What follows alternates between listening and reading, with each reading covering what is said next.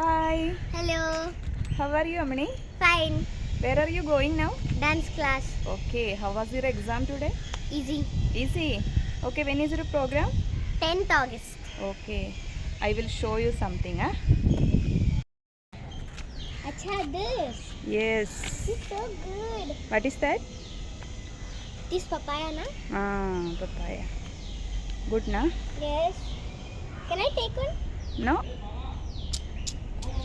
Let's go. Yes. Hello. Can I ask you something? Yes.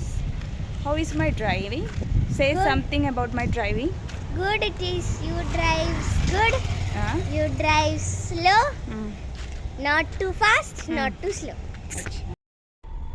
Hello hi, എല്ലാവർക്കും എൻ്റെ പുതിയൊരു വീഡിയോയിലേക്ക് സ്വാഗതം. ഞാൻ ഒരുപാട് നാളായിട്ട് വിചാരിക്കുന്ന ഒരു കാര്യമാണ് ഡ്രൈവിങ്ങിനെ കുറിച്ചിട്ടൊരു വീഡിയോ ചെയ്യണമെന്ന്. കാരണം ഒരു സമയത്ത് ഡ്രൈവ് ചെയ്ത് പോകുന്ന ലേഡീസിനെ കാണുമ്പോൾ അവരെല്ലാം എനിക്ക് ഭയങ്കര സ്റ്റാറായിരുന്നു. കാരണം എൻ്റെ അടുത്തും ലൈസൻസ് ഉണ്ട്, പക്ഷേ എനിക്ക് വണ്ടി ഓടിക്കാൻ നല്ല പേടിയായിരുന്നു. ബട്ട് ഇന്ന് മുംബൈ സിറ്റിയിൽ ഞാൻ വണ്ടി ഓടിക്കുന്നുണ്ട്. അത് എന്നെ സംബന്ധിച്ച് വലിയ പ്രൗഡായിട്ടുള്ളൊരു കാര്യമാണ്. എൻ്റെ മക്കളുടെ കാര്യത്തിലാണെങ്കിലും എൻ്റെ ആവശ്യത്തിനാണെങ്കിലും ഞാൻ ഇന്ന് 4 വീലറാണ് യൂസ് ചെയ്യുന്നത്. ഞാൻ ഏറ്റവും കൂടുതൽ ഡ്രൈവറായിട്ട് പോയിട്ടുള്ളത് എൻ്റെ മോളുടെ കൂടെയാണ്. അതുകൊണ്ടാണ് ഞാൻ അവളുടെ ഒരു വീഡിയോ, അവളുടെ ഒരു ഒപ്പീനിയൻ ഞാൻ ഈ ഒരു വീഡിയോൻ്റെ ഫസ്റ്റ് ഞാൻ ആഡ് ചെയ്തിട്ടുള്ളത്. എൻ്റെ ഒരു ഡ്രൈവിംഗ് ജേണി എന്ന് പറയുന്നത് ഞാൻ 2011 ലൈസൻസ് എടുക്കുന്നത്. ആ സമയത്ത് ഞാൻ 2 മന്ത് പ്രഗ്നൻ്റ് ആയിരുന്നു. പക്ഷേ ആ ഒരു സമയത്ത് ഡ്രൈവ് ചെയ്യാൻ എനിക്ക് നല്ല ഇഷ്ടമായിരുന്നു. എന്താണെന്നറിയില്ല, ഡെലിവറി കഴിഞ്ഞതിന് ശേഷം എനിക്ക് ഭയങ്കര പേടിയായി ഡ്രൈവ് ചെയ്യാൻ വേണ്ടിയിട്ട്. പിന്നെ ഹസ്ബൻഡ് നിർബന്ധിച്ചാൽ മാത്രം ആളൊഴിഞ്ഞ സ്ഥലത്ത് ഒരു 5 മിനിറ്റ് വണ്ടി ഓടിക്കുന്ന ഒരാളായിട്ട് മാറി, അതും മറക്കാതിരിക്കാൻ വേണ്ടിയിട്ട് മാത്രം.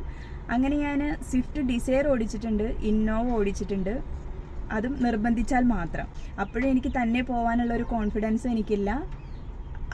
അങ്ങനെ ഇരിക്കുമ്പോഴാണ് ഞങ്ങൾ മുംബൈയിൽ സെറ്റിലാവുന്നത്. മുംബൈയിൽ സെറ്റിലായതിന് ശേഷം എനിക്ക് വണ്ടി എടുക്കേണ്ട ഒരു സിറ്റുവേഷൻ വന്നു, അല്ലെങ്കിൽ വണ്ടി എടുക്കേണ്ടത് എൻ്റെ ഒരു ആവശ്യമായിട്ട് വന്നു. ആ സമയത്ത് എനിക്ക് ഒറ്റ കണ്ടീഷനേ ഉണ്ടായിരുന്നുള്ളൂ, എനിക്കൊരു ഓട്ടോമാറ്റിക് വണ്ടി വേണം, ഒരു ചെറിയ വണ്ടി വേണം. അങ്ങനെ ഒരു വണ്ടി വാങ്ങി. അങ്ങനെ വണ്ടി വാങ്ങിയതിന് ശേഷം 2 ദിവസം എനിക്ക് ഉറക്കം വന്നിട്ടേ ഇല്ല. കാരണം ഇതെങ്ങനെയെങ്കിലും ഒന്ന് പഠിക്കലും നിർബന്ധമാണ്, വണ്ടി ഓടിക്കലും നിർബന്ധമാണ്. അങ്ങനെ ഭയങ്കര സ്ട്രെസ്സായിട്ടുള്ള 2-3 ദിവസങ്ങൾ കഴിഞ്ഞു പോയി. അങ്ങനെ ഫസ്റ്റ് വീക്കിൽ ഞാൻ ഇടയ്ക്ക് വണ്ടിയിൽ വന്നിരിക്കും, വെറുതെ ഒന്ന് സ്റ്റാർട്ടാക്കും, ഓഫ് ചെയ്യും, വണ്ടിയുടെ ചുറ്റും ഒന്ന് നടക്കും. അങ്ങനെ 1 വീക്ക് കഴിഞ്ഞു പോയി. പക്ഷെ അതുകൊണ്ട് മാത്രം കാര്യമില്ലല്ലോ, നമ്മൾ വണ്ടി എടുത്തെങ്കിലല്ലേ പഠിക്കുള്ളൂ. ഒരുപാട് മോട്ടിവേഷണൽ വീഡിയോസ് കണ്ടു, അതിലൊന്നും നടക്കുമെന്ന് തോന്നിയില്ല.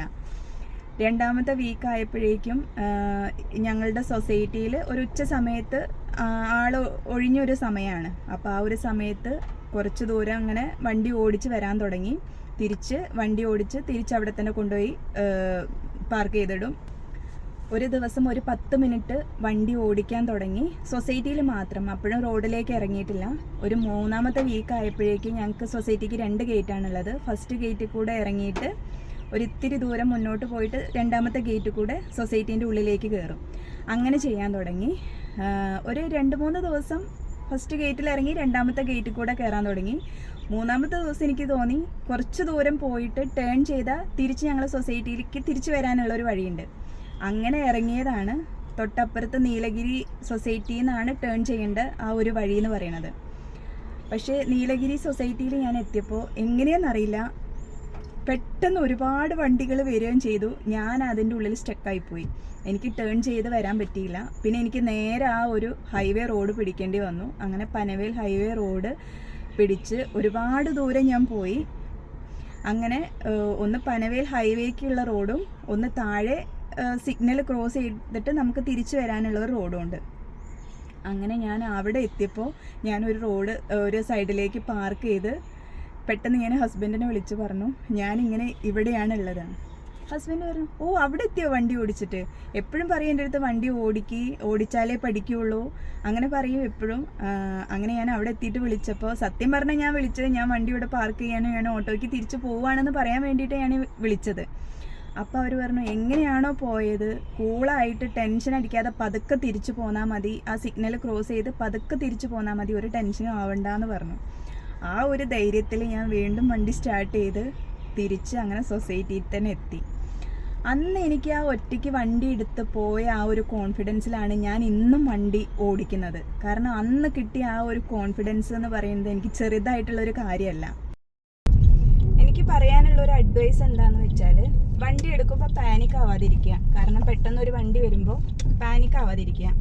രണ്ടാമത്തെ ഒരു കാര്യം, നമ്മൾ തന്നെ വണ്ടി എടുത്ത് പഠിക്കുക. ആ ഒരു കോൺഫിഡൻസ് നമുക്ക് എന്നും നമ്മുടെ കൂടെ ഉണ്ടാവും. തന്നെ വണ്ടി എടുത്ത് പഠിക്കുക. മൂന്നാമത്തെ ഒരു കാര്യം, ഓട്ടോക്കാരെ, ടൂ വീലേഴ്സിനെ നന്നായിട്ട് ശ്രദ്ധിച്ചിട്ട് വണ്ടി ഓടിക്കുക. പിന്നൊരു കാര്യം, എൻ്റെ ഒരു ബാഡ് ഹാബിറ്റ് എന്താണെന്ന് വെച്ചാൽ, ഞാൻ എപ്പോഴും ഈ ഒരു ഫ്രണ്ടിലുള്ള മിററിൽ കൂടെ ബാക്കിലേക്ക് നോക്കുന്ന ഒരു ബാഡ് ഹാബിറ്റ് ഉണ്ടായിരുന്നു. അത് നമുക്കൊരു ടെൻഷൻ കൂട്ടാനുള്ളൊരു കാരണമാണ്. അത് ചെയ്യാതിരിക്കുക. അപ്പോൾ ആരെങ്കിലും വണ്ടി എടുക്കാൻ പേടിച്ച് നിൽക്കുന്ന ആരെങ്കിലും ഉണ്ടെന്നുണ്ടെങ്കിൽ കുറേശ്ശെ വണ്ടി എടുത്ത് പഠിക്കുക. നമുക്കൊരു കോൺഫിഡൻസ് വരുത്തുക. സ്വന്തമായിട്ട് നമ്മുടെ വണ്ടി ഓടിക്കുക എന്നുള്ളത് നമ്മുടെ ഒരു ആഗ്രഹമാണ്. അത് പതുക്കെ ചെയ്യാൻ ശ്രമിക്കുക എന്നുള്ളതാണ് എനിക്ക് എല്ലാവരോടും പറയാനുള്ളത്. Thank you so much.